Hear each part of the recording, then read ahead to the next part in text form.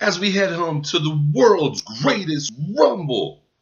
Paulie once again proves why he's the best mouth in the biz. With the departure of The Miz, a new talk show, and the women take center stage. This and more on tonight's episode of Monday Night Raw Review.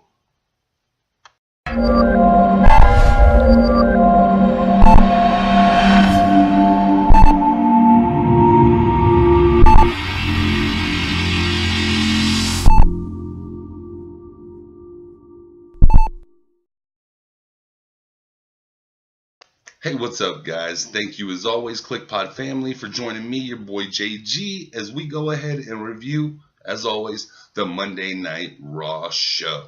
So, tonight, real quick, want to give a shout out to the whole entire Kliqpod family. You guys are amazing. Thank you, as always, for the love and support. Big shout out to me and Dean, man. Keep keeping it amazing on those A through Z pay-per-view reviews.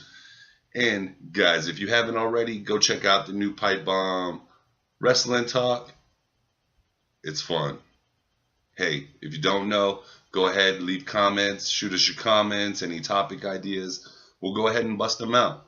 But with that being said, guys, that's not what we're here for tonight. We are here for the Monday Night Raw review, April 23rd. So, tonight's show kicks off, as I want to take and do the same right now, with a moment of silence for a great man, Mr. Bruno Sammartino. That man was absolutely amazing. If you've never heard of him, never seen anything on him, never seen him perform in the ring, I definitely advise you to go read up and watch any videos you can find. This man was absolutely amazing. And real quick, I just want to take 10 seconds of silence in memory of one of the greatest wrestlers of all time.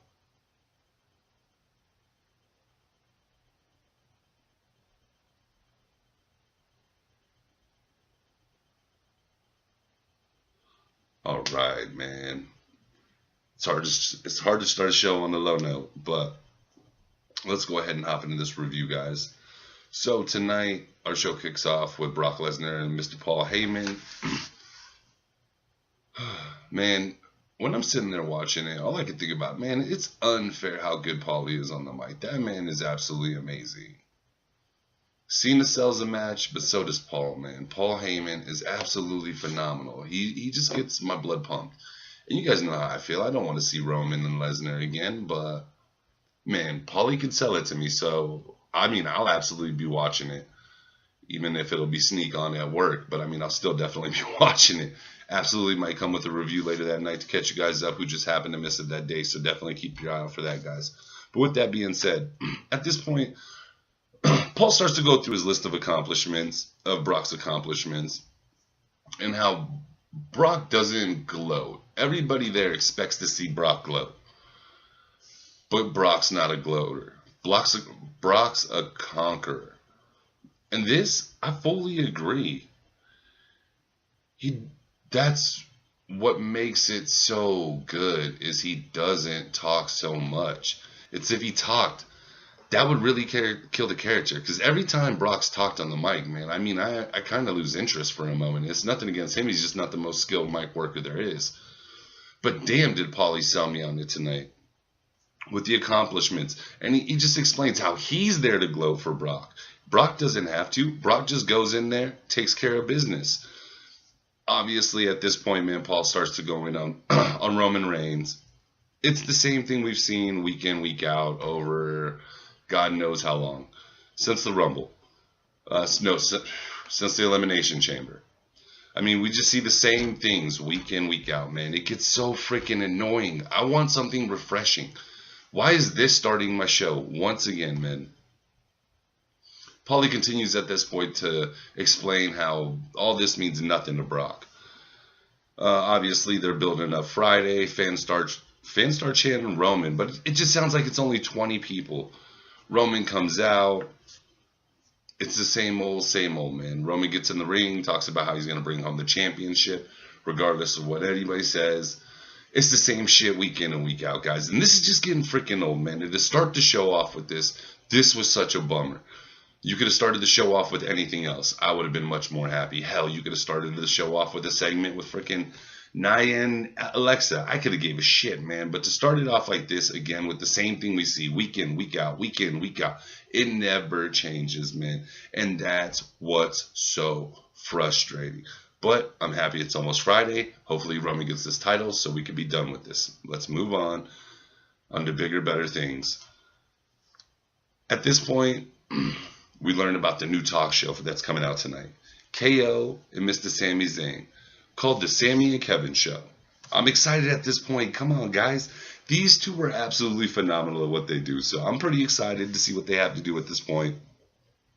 We go to commercial break, come back. Elias is about to perform, but he's actually cut off by glorious Mr. Bobby Roode himself. So Mr. Bobby Roode comes down. This was a pretty good match, guys. I would like to see further work with these two. What they did tonight just showed what's possible. Maybe about 10 to 15 minutes. I don't even know if it was really that long, but somewhere in that 10 to 15 minute range match. Couple great spots. The pacing in this was absolutely phenomenal. I really enjoyed it. The ending was kind of crazy. So Bobby Roode's trying to get back in the ring. Set this up. Elias attacks him, bang, hits him real quick with the, was it elbow, forearm? I couldn't even really see. And then rolls him up from straight out of the ring. 1, 2, 3 with the roll up pin. I didn't really like the ending, but I expect a lot more to come out. I mean, they're just something that fits Elias, man. The work Elias is doing in the ring is perfect. Now that you get Bobby in there with him, I think this is going to be exciting going forward. I think this could really help propel Bobby in that mid-card area for now. He will get a big belt one day, but not right now. Let's just keep him at the mid-card level for this moment. At this point, we get a little quick promo from Matt Hardy and Bray Wyatt. And Matt comes out as always, talking positively, talking about the light and everything. But then Bray comes out and starts talking about how the light needs the dark. Light can't survive without the dark. And then the lights flip and they both, hit the Bray Wyatt. Better rock. All freaky like. And damn, at this point, guys, I'm looking at it and I'm just like, what the? Could there be a dark twist going on here? Could they just start out in the light and it really be? Could they actually have something planned right and something in store with them going to twist this later in more of a, instead of Matt bringing Bray to the light, Bray's really bringing Matt to the dark. So I'm excited to see where this goes forward. This could be really interesting, but at the same time, I mean, they could really fuck all of this up. This leads up to the Ascension versus Matt and Bray. Actually enjoyed it. First off, when the match starts, it had me kind of pissed because I'm thinking about this weekend, World's Greatest Rumble. Are we going to see, because it's the Raw Tag Team Championships, you would figure they would stay on Raw. So are we going to see them just come right back to Raw? Or are Cesaro and Sheamus going to win and then proceed to represent on both shows? But they want to be able to wrestle for the Raw Tag Team Championships on SmackDown. Or they want to have to defend them on that. So could they hypothetically win the SmackDown Championships and then we get a reunification of the belts?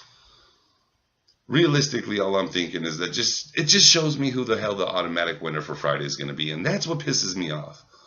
Why'd you do the shakeup before the World's Greatest and not the Monday following? That'd have been a better way to do this. It's frustrating moments like this where you kind of give a sneak peek into the stinking freaking, into the storyline, man. And that's what gets so goddamn frustrating, man, is I don't want any peeks. I don't want any hints. I don't want to already assume somebody's going to win the belt because they're the only one left on the gosh darn show and that's what the hell they're fucking wrestling for. Like, this is bullshit, man. So, in the future, just do the shakeup after some big pay-per-view pay-per-view-like show you're going to throw. Please, because this is absolutely ridiculous what we're dealing with here. And I mean, this isn't for just this match. It's a multitude of matches on this card. This was a horrible idea. Like, at what point did they say, hey, let's just do the superstar shakeup and we'll worry what comes out? Oh, sorry, that's like every week. Every week they worry about it at the last second, it feels like. Like, this is just repetitive. All right, so Ascension looked actually pretty good, but we knew how this match was going to go. For the most part, they just got walked over. Matt and... There's a point that I really liked in this match. Bray hits him with the hits Victor, I think, with the running clothesline. And then Matt hits him with the side slam. We get a near fall. Gets up, gets hit with the Sister Abigail, thrown in the Twist of Fate. Bam, 1, 2, 3. I really like...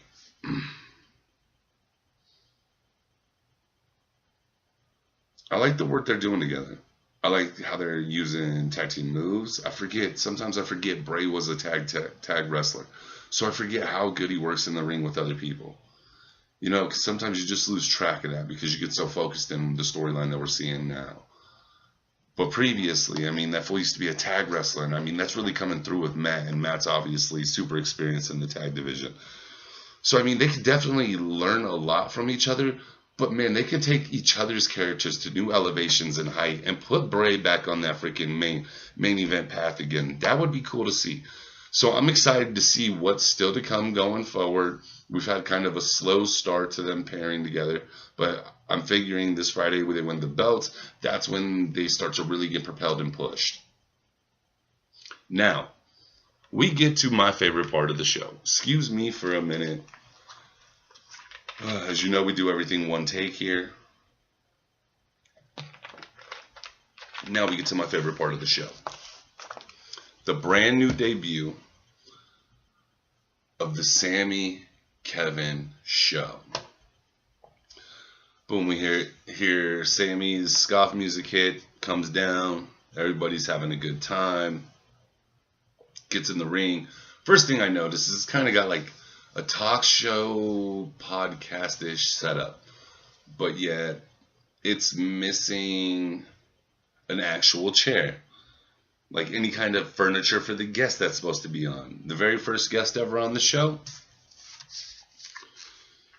you'll still have to wait. I'm not ruining that. But I was entertained as shit during this part, guys. I can't even hide it for a second, man. This was exciting as shit, and it's not just with my bias. They do such a good job, and they work so well together. Like I said, I think I'm one of the only podcasters out there that wanted to see them stay a tag team. Everybody else, it sounded like wanting to see them separated, going on their individual paths. I like seeing them as a tag team. They do so good together. They just feed off each other so perfectly. So, Sammy's talking about what the void left by The Miz. Obviously, who better to fill in the roles than Sammy and KO? With this show, they'll literally do whatever they want. Man, and then they just keep ranting for a second, and then Sammy's like, all right, so let me introduce our guest. And he goes acoustic, and he starts doing the, you suck, you suck. So Kurt Angle comes down, Sammy helps him in the ring, moves the picture. KO's like, oh, chair, we need a chair. So he grabs the chair. It's literally just a lawn chair, like one of those ones you extend out. It's got the plastic top and back. At this point in the show, at this point in the segment, I am chuckling. I'm like, that's good, man. So he sits down in it. Then they start to just constantly, first thing Sammy asks, let's start it off, easy. Did you enjoy our song? And then, Kurt replies, I want to quit your day jobs. Sammy and KO proceed to roast, pretty much, Kurt Angle at this point. Sammy brings up how important that is that he keeps the job because he has 5 kids. KO's like, nope, 6. Sammy's like, no, I'm pretty sure it's 5. Nope, KO 6. Sammy once again, 5. KO, no, once again 6, man. KO, Sammy's he's like, let me take a look at this. Grabs up his papers, puts on his glasses, grabs up the papers, starts looking. He's like, he's like, see, you're forgetting Jason Jordan, just like Kurt Angle did. Damn, man, what a freaking zinger, man. Way to get him right there. That was phenomenal.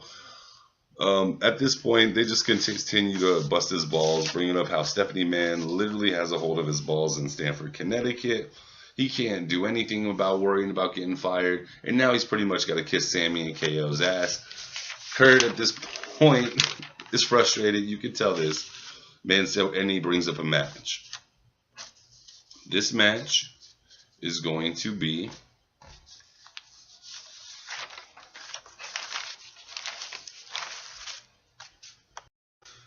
so at this point, man, Kurt Angle announces there's going to be a match. That match is actually going to be KO and Sammy versus Bobby and Braun. Instantly, I'm just like, holy shit, man, these fools are beasts. That's a hell of a pairing. Why couldn't we see this pairing at Mania instead of just seeing it now? I mean, maybe they'd still have the tag championship, and we wouldn't have to see the Bar versus Matt and Bray. We could actually see Matt and Bray versus Bobby and Braun. I think that'd be a great pairing. They're beasts. So this actually sets up our main event for the night. At this point, we cut to Seth Rollins back in the locker room. Bo and Curtis Axel approach him. Bo Dallas and Curtis Axel approach him. They try to levy themselves up for a job with him. They want to join. They want to, and they literally reference the Shield. Like, what the fuck would you reference the Shield for? You stupid. You couldn't wipe these guys' freaking boots. So obviously Seth refuses this. Commercial break. Come back from commercial break. We got Titus Worldwide versus Dolph Ziggler and Drew McIntyre. Crazily enough, for the first 30 seconds of the match, Titus Worldwide's actually in control, man, and then the match moves quick as shit. Drew McIntyre. Let me speak on this man for a minute. If you haven't seen him yet, you are missing out. Go watch him. Do yourself some due diligence. Watch a current superstar and a soon-to-be world champion and see how this man looks, acts, the intensity in his promos. Holy shit, you can tell, man, the way he delivers it. He is here for fire. He's not here to fuck around. He is not here to play. He is here to destroy, win championships. And I'm all about Drew McIntyre. They win they win with the Clayzag, the Zigmore, the Claymore, and the Zigzag combination. Actually, absolutely phenomenal setup, or a phenomenal tag move. Loving the work they're doing. They get the 1, 2, 3. So after this, Dolph and Drew drop a little promo. Dolph talks about how nobody had watched his back. Now he's got somebody here who's going to watch his back, and they're only propelled for greatness. I'm like, come on, man. Big E watched your back when you were the world champion, so don't forget that shit, man. But damn, man, like I said, at this point, Drew just speaks. And if you haven't seen this segment, you need to go back and watch this. Because the way this man speaks, plus with that accent, dude, you know he's an ass kicker. He's going to beat some ass. I'm looking forward to see the push they give him. WWE better not fuck this up. Do not fuck this up. You're looking at a current superstar. You're looking at what could be one of the top heels of all time if you do this correctly. Do not fuck this up. We get a little mini segment with Chad Gables and Angle. Gable mentions, how's Jordan doing? At this point, Angle proceeds to say he's good, but he's not here to pair them back up in a tag team, that he actually wants to see him be pushed as an individual wrestler. To be honest, the segment sucked, man. And once again, we get fucking Jinder Mahal, man. He comes back into the damn segment. Kills it, obviously. They start a little tiff. Sets Gable versus Jinder. We go to commercial break. Come back from commercial break. And this is what frustrates me, man. There's other people on the roster that I want to see, that we could be watching wrestle. But instead, man, we're having to sit through Jinder Gable matches, and I don't have a problem with Gable. Do I think he's ready for a singles run? No, not at this point. But I have a problem with Jinder. Okay, I'm just done watching this match. It was slow, boring. Comes out, Jinder attacks him before the bell, whoops his ass. Gable, being the competitor and the fighter that he is, stands back up. Obviously, ref asks him, you sure you want to go? You sure you want to go? He says yes, rings the bell. Man, he's getting his ass kicked the whole time, man. He does this little rolling kick at one point. I mean, that was like a quick 2-second roll that he got. But for the most part, Jinder was in control. And then somehow Gable blocks the Colossus, pushes off the corner, goes like he's going to flip over Jinder, but just lands on top, and somehow Jinder can't just roll over. I don't know. The finish was kind of fishy to me. But anyways, Gable gets the upset, the 1-2-3. Thank God. Maybe we're seeing the decline of Jinder and them start to slowly move him out of the position. I definitely do not want to see this man re-win the belt. But that wouldn't make sense, because then you would have 2 mid-card titles on one show, and that would make absolutely no fucking sense. At this point, man, you guys know how I feel about Ruby. She's doing great work. I really like everything she's touching right now. I don't think it's gold. I'm just enjoying what she's doing. I think she has a super bright future. Is it here for her now? Not at all. But in the future, absolutely. So anyway, she's basically coming out saying last week's attack wasn't anybody specifically. It was actually just a direct message to the entire division. They're coming with authority. The other two talk, Sarah Logan and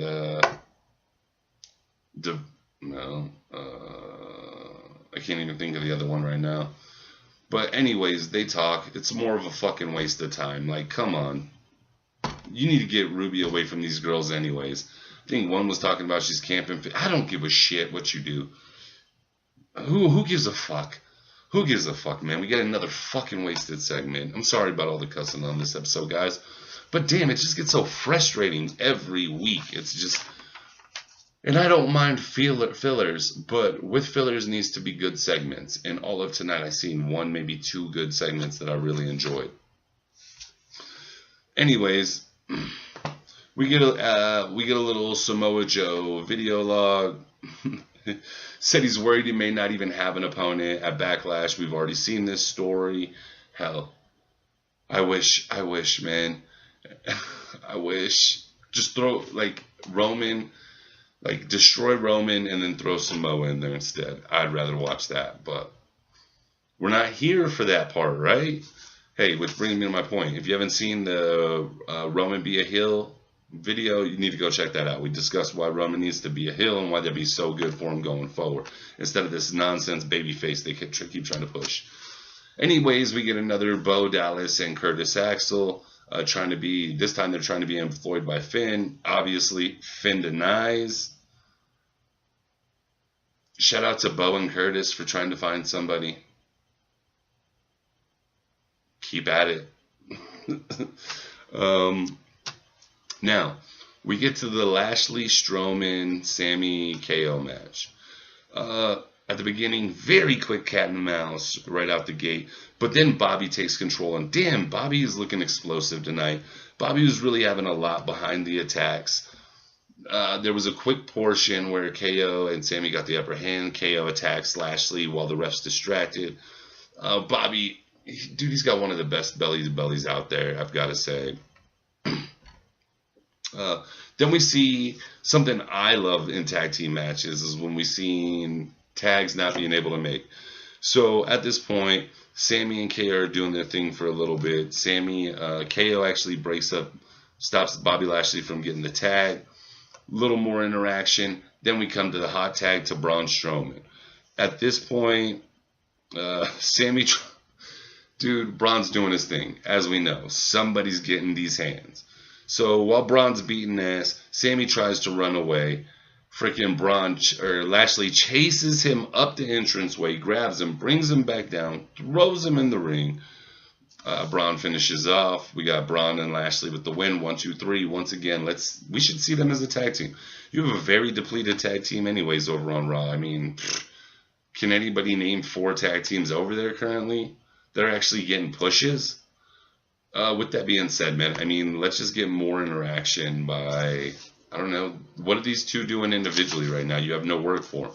So get them a tag team. Get the straps on them. At least they got some gold, and we'll see them all the time. Otherwise, just stop Stop wasting my life. And that Braun Strowman running slam, absolutely beast. Uh, I'm excited about the Baron Corbin move to Raw. I liked his segment tonight with No Way Jose. So going forward, I expect to see some work between him and No Way Jose. Should be pretty exciting. Tonight was an interesting segment. So we get No Way Jose in the ring. He's doing his thing. Baron starts to come out, and he stops. And proceeds to throw accusations that once he gets down to he knows why No Way wants him to come down to the ring. And the reason is, as soon as he gets down to the ring, him and his cronies will jump, him and his little party posse will jump him. So, play on words, he's like, So tonight, No Way Jose proceeds to leave. No Way Jose grabs the mic, throws his, hey, who cares what he wants to do? We're still going to partay. And they start doing their thing, going up the entrance ramp. He goes to turn around to party. Baron Corbin attacks him from behind. We get a choke slam on the entrance ramp. Absolutely love this part. Way to take it, No Way. Well done, both you guys. This was very interesting. With the correct booking, this could be a championship match for the Intercontinental belt within the next 6 months. And that would be amazing to see. Absolutely amazing. Then we get a little Bliss promo. She starts talking about how Nia was eating in front of a homeless, or how she had seen this homeless woman who was super starving and everything like that. She did everything she could to help this homeless lady. She felt so bad. Nia proceeded just to eat crazy amounts of food in front of her. I hated this. I wasn't even interested. This is just a waste of our time. It's more fat shaming. Not only with the fat shaming, man, but proceeding to play Nia like she's really the bully. Let's get over this, man. Let's get on to something else. Let's get a different storyline. Let's get Nia and Alexa away from each other. Please, Jesus. Then we get what I'm going to call the most worthless match of the night. As you can see, let's see if you can see it. Well, you cannot see it. Wait, let me see. Maybe. If I get the right light. No, you can't see it. But anyways, next, it's so worthless. I don't even have many notes. It's Finn and Seth versus Bo Dallas and Curtis Axel. You already know who won. This was a waste of time. I just want to see who Bo and Curtis end up actually going with. Dude, who do you think they should go with? Right now, off the top of my head, I don't even know. I have no clue at all. But what direction do you think the WWE should lead them in? Is that something we should talk about on an episode, man? I mean, I'm pretty sure we can go at least 10 to 15 minutes about that alone. So at this point, we have the ladies taking the main event of the show. The 10 women tag team getting the same treatment as the men last week. First off, subconsciously, that's like some politically correct bullshit, because equality, they're talking about equality and trying to show it like, yo, they're equal. I don't look at them any differently. If you watch this show regularly, you know I'll cuss them both out. I'll both tell them they wrestle like shit, and I'll tell them when they do great. That's how we do. See, I don't see, just because you're a certain sex doesn't mean you can't perform a match to me. What means you can't perform a match is the way you fucking act in the ring. What means you can't drop a promo is the way you fucking sound on the mic. I wouldn't be that great at dropping a promo. But with that being said, we come up to the 10 women tag match. Up until the ending, it was literally that. Just a 10 women tag match. Nothing out of the freaking ordinary we haven't seen. Then towards the end, man, we get Natalya gets her leg injured by Mickie James with a leg kick. Then Mickie James attacks her a second time. Mickie James, I really dig what they're doing with her right now. Where she's being a little crazy psycho who's laughing at the injuries, things like that nature. It's kind of sexy, man. It's kind of like some vicious Harley Quinn shit. But real life. I don't know. Something weirdly sexy about her right now. But Obviously, this is all just a setup for her buddy Ronda Rousey to come out. Mickie James hits Ronda Rousey from the back. Ronda gets in the ring, does her thing, grabs Natalya. They walk off, turn around, do the little celebration thing. I'm frustrated because you had 10 women and 8 of these women had nothing to do with what's going on here. It was literally between Mickie, Natalya, and Ronda. You could have had Mickie with Alexa, Natalya, or Mickie versus Natalya one-on-one, Alexa with Mickie. Then with that, you could have freaking had however the ending you wanted, had them jumping her Ronda come down. It scared the living shit out of Alexa, so she just runs through the fans or something. And then Mickey's left there. Ronda helps up. I mean, you can still do the segment where she's outside the ring. Ronda helps her up. She gets kicked in the back, goes in there and kicks some ass. I'm just saying you wasted a lot of girls' time on this card, and I could actually see them wrestling some different shit early in the match. So, hey, let's really work on this, guys. Overall, did you expect much? It's the go-home show before the World's Greatest Rumble. Hopefully, the World's Greatest Rumble will be super exciting. I'm very excited about it. Don't forget, it starts 12 Eastern. I think that's 10 a.m. my time. So, damn, that's like first thing in the morning for me. Oh, a few hours into work. But anyways, with that being said, don't forget to follow us on Twitter at Kliqpod. Follow me individually at TheLegend958. Don't forget to follow us on Twitch at Kliqpod Gaming. Follow me individually at KliqpodJG. Don't forget to follow us on Podomatic, iTunes. Right here, subscribe, like this video, leave comments, please. We love the comments. We love to interact with you guys. So the more you guys interact, the more we can interact back. But with that being said, guys, thanks for sitting through another review with me. As always, kick ass, take names, and peace.